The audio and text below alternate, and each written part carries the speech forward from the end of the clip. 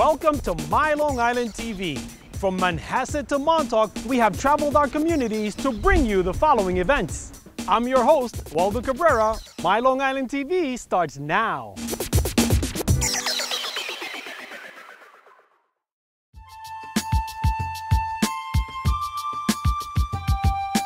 This exhibit is actually 10 years of work.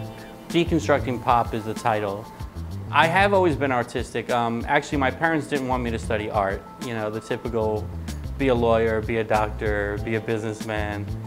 So when my mom passed away in the early 90s, I went to school for psychology because I wanted to respect her wishes.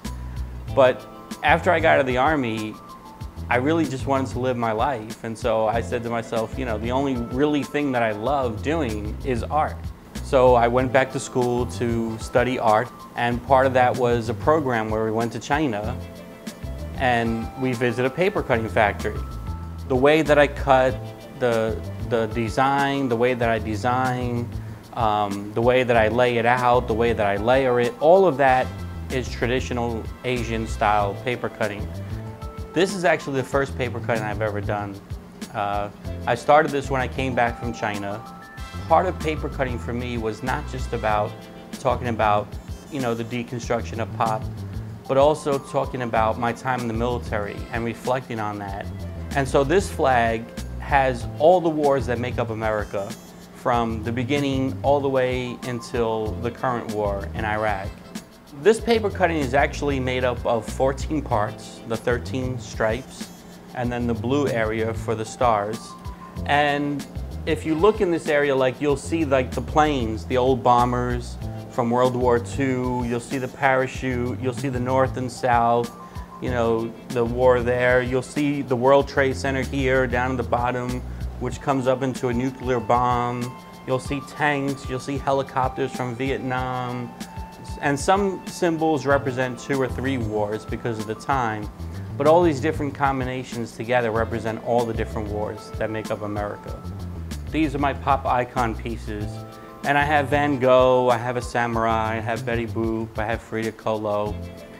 And for these pieces, it's more than just the paper cutting. It's the overall concept and how it goes together.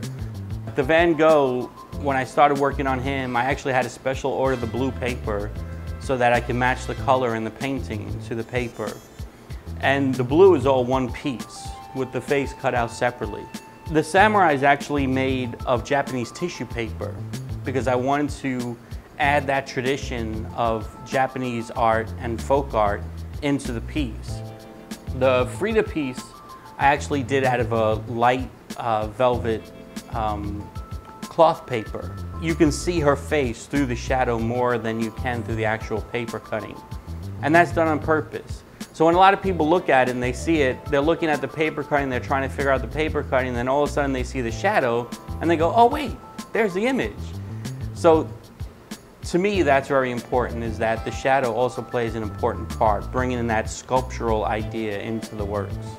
Even though all of these were difficult to do, probably one of the most difficult ones to do was the Betty Boop. Because of such thin lines and such openness in the piece, paper cutting tends to bend.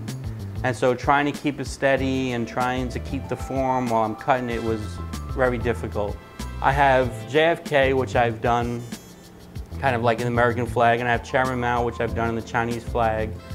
A lot of people are familiar with this portrait of Chairman Mao that sits over Tiananmen Square, and you know, so I try to pick the picture that best represents that person and how people will recognize them very easily. That I don't really want people to think about, well, what is the artist trying to tell me? I want more for the people to come in and look at a piece and say, well, what does this piece say to me? Or how do I, you know, relate to this piece in some way? You know, feel what you want, feel what you like. However you like it or don't like it is up to you.